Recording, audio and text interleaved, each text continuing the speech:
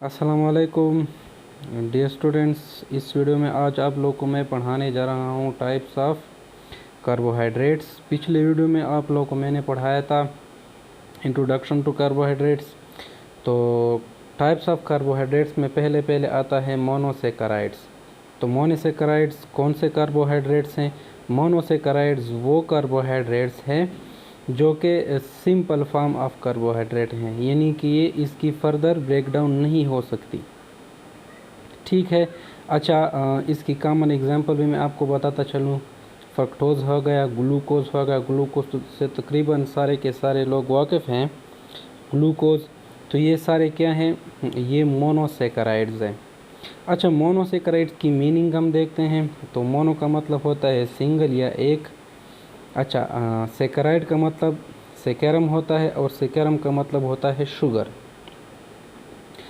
अच्छा, इसके बाद इसकी डेफिनेशन देखते हैं। तो ये सिंपल शुगर्स हैं जो कि फर्दर ब्रेक डाउन नहीं हो सकते सिंपल फॉर्म में। ठीक है। अच्छा, इसके बाद क्या आता है? इसकी प्रॉपर्टीज़ आती है। तो प्रॉपर्टीज़ में पहले है कि ये स्वीट इन टेस्ट होते हैं, इनका जायका मीठा होता है। अगर आप ग्लूकोज कभी काले तो ये मीठे होते हैं। ठीक है। फ्रक्टोज भी कभी काले, फ्रक्टोज मेनली फ्रूट्स में पाए जाते हैं, तो ये क्या हो गए? ये मीठे होते हैं। अच्छा, इसके अलावा ये सॉल्युबल इन वाटर, यानी वाटर में सॉल्युबल है। अच्छा, सिंपल शुगर्स भी है। इसके अलावा इसका जनरल फार्मूला क्या है? CN, फिर इसके बाद ब्रैकेट है, H2O लिखना होगा आप लोगों ने, फिर इसके बाद ब्रैकेट और इसके बाद N। अच्छा, N क्या ज़ाहिर करता है? N ज़ाहिर करता है नंबर ऑफ़ एटम्स को। ओके। अच्छा, इसके बाद क्या आता है? On the basis of number of carbons, monosaccharides की क्या है? टाइप्स है, इनकी क्लासिफिकेशन है। ठीक है। तो कार्बन्स कितने पाए जाते हैं मोनोसेकेराइड में? 3 से लेकर 7 तक कार्बन्स पाए जाते हैं। ठीक है।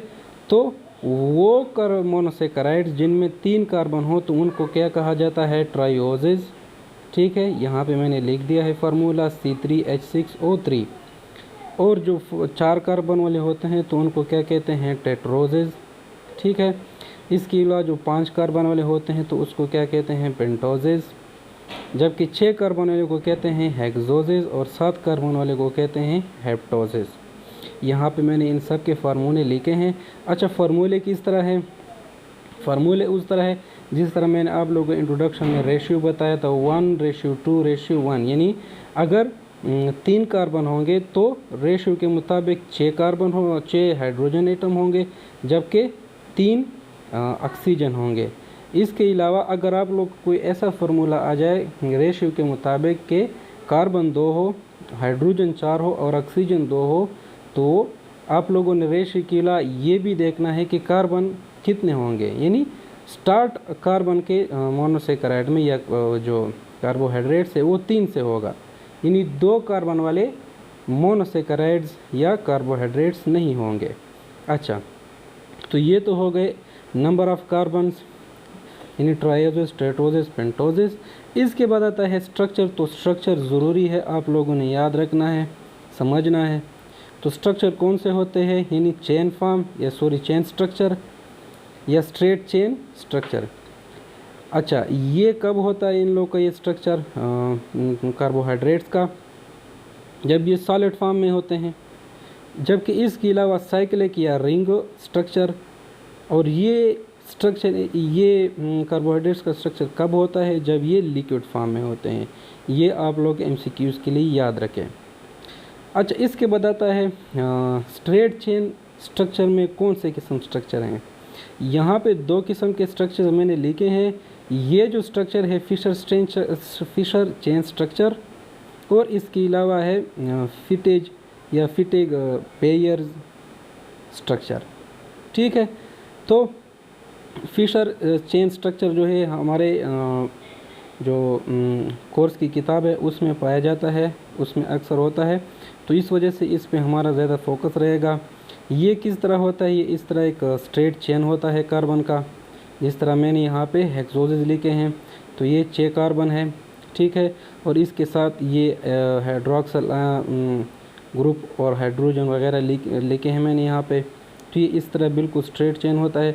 जबकि इस तरह यहाँ पे किस तरह होता है फिटिक और बेयर्स में के स्ट्रक्चर में, यहाँ पे एक कार्बन होता है, फिर यहाँ पे दूसरा कार्बन होता है, और जो दरमियान के जो कार्बन होते हैं, जिस तरह जो दरमियानी 4 कार्बन है, इसको यहाँ पे ब्रैकेट में लिखा हुआ है। और इसके अलावा जो हाइड्रोजन और हाइड्रोक्सिल ग्रुप वगैरह है तो उनको ब्रैकेट में लिखा है, और यहाँ पे 4 इन लोगों ने इसके साथ लिखा है। तो अगर इसको ज़रब दे दें तो ये आप लोग गिनती कर लें, एक हाइड्रोजन ये हो गया, एक ये हो गए 2, 2 ये हो गए, ये कितने हो गए, ये 4 हो गए। जबकि इसके अलावा अगर इसको इस 4 को हाइड्रोजन को इस 4 से ज़रब दे दे तो ये भी 4 हो जाएंगे और ये भी 4 हो जाएंगे। तो ये कितने हो गए, 12 हो गए। ठीक है, तो इस लिहाज से अगर 4 को कार्बन को 4 से ज़रब दे दे तो ये 4 कार्बन होंगे। ठीक है, तो ये कार्बन भी पूरे हो जाएंगे इस फार्मूले के मुताबिक, और ऑक्सीजन भी पूरे हो जाएंगे इस फार्मूले के मुताबिक। ठीक है, इसके बाद आता है रिंग स्ट्रक्चर। तो रिंग स्ट्रक्चर किस तरह है, वो किसने प्रपोज किया था वो देखते हैं हम।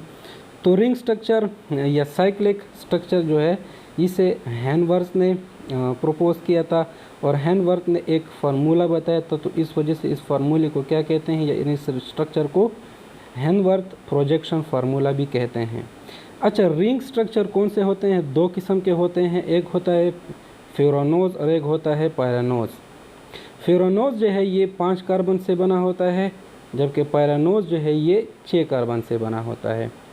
ठीक है, ये रहा फ्यूरानोज रिंग। फ्यूरानोज रिंग में किस तरह होता है, जो कार्बन नंबर 1 होता है और कार्बन नंबर 4, इनके दरमियान बॉन्ड बनता है। ये आप लोगों ने याद रखना है MCQs के लिए, ये बहुत ही इम्पॉर्टेंट है। कार्बन या कभी आप लोग स्ट्रक्चर ड्रा करें तो इसके लिए भी इम्पॉर्टेंट है कि कार्बन नंबर 1 और 4 में क्या बनता है, बॉन्ड बनता है। इसके बाद आप लोगों ने ये ग्रुप्स आप लोगों ने ड्रा करने हैं। ठीक है, इसके बाद आता है पायरानोज रिंग। तो पायरानोज रिंग किस तरह होता है, यहाँ पे कार्बन नंबर 1 और 5 में बॉन्ड बनता है। ठीक है, ये बॉन्ड है, यहाँ पे दरमियान में ऑक्सीजन है। इसके बाद आप लोगों ने क्या करना है, ये ग्रुप्स वगैरह लगाने हैं, तो ये रिंग बन जाएगा। ठीक है, अच्छा, फ्यूरानोज अक्सर पेंटोज में पाया जाता है, पेंटोजेज में। ठीक है, जबकि पायरानोज हेक्सोज में पाया जाता है, जिस तरह ग्लूकोज है। अच्छा, इसके बाद आता है मज़ीद इसको देखते हैं, तो ट्रायोजेस और टेट्रोजेस हम देखते हैं, इसकी एग्जांपल देखते हैं। ठीक है, तो ट्रायोजेस जिस तरह पहले हमने जिक्र किया कि इसमें 3 कार्बन होते हैं, तो ये फार्मूला लिखा है मैंने C3H6O3। अच्छा, ट्रायोजेस में भी ये होते हैं एल्डो शुगर और कीटो शुगर। तो पहले हम देखते हैं एल्डो शुगर की एग्जांपल कौन सी है, ग्लाइसरल डिहाइड, जबकि कीटो शुगर की एग्जांपल है डाईहाइड्रोक्सी एसीटोन। अच्छा, यहाँ पे मैंने स्ट्रक्चर ड्रा किए हैं, तो आप लोग देख रहे हैं यहाँ पे कार्बन नंबर 1, कार्बन नंबर 2 और कार्बन नंबर 3। तो पहले भी मैंने इंट्रोडक्शन में बताया था कि एल्डो शुगर में किस तरह होता है। एल्डो शुगर में एल्डिहाइड ग्रुप कार्बन नंबर 1 पे होता है। तो ये आप लोग देखें कि ये एल्डिहाइड ग्रुप कार्बन नंबर 1 पे है, फिर यहाँ पे हाइड्रोक्सिल ग्रुप, यहाँ पे हाइड्रोजन, फिर यहाँ पे हाइड्रोक्सिल, फिर यहाँ पे हाइड्रोजन। इस तरह यहाँ आप लोग देखें कि ये चूँकि कीटो शुगर है, तो पहले आप लोग 3 कार्बन ड्रा करें, फिर उसके बाद क्या करें कि कम कार्बन नंबर 2 पे कार्बन डबल बॉन्ड ऑक्सीजन या O लिखे। ठीक है, तो कार्बन नंबर 2 पे क्या आ जाएगा, कीटो शुगर।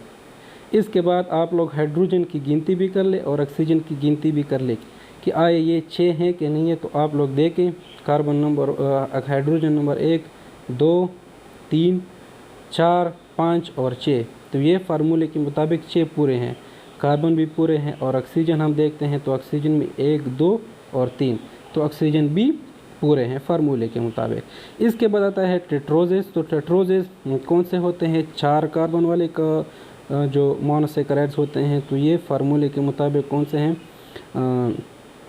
C4H8 और O4। अच्छा, ये लेस कॉमन है, बहुत कम पाए जाते हैं टेट्रोजेस। तो इसमें भी एल्डो शुगर है और कीटो शुगर है। तो एल्डो शुगर में कौन सी एग्जांपल है, एरेथ्रोज है, जबकि कीटो शुगर में है एरेथ्रोलोज। ठीक है, इसके बाद इंशाल्लाह पेंटोज और हेक्सोज और हेप्टोज इंशाल्लाह वो मैं पढ़ाऊँगा।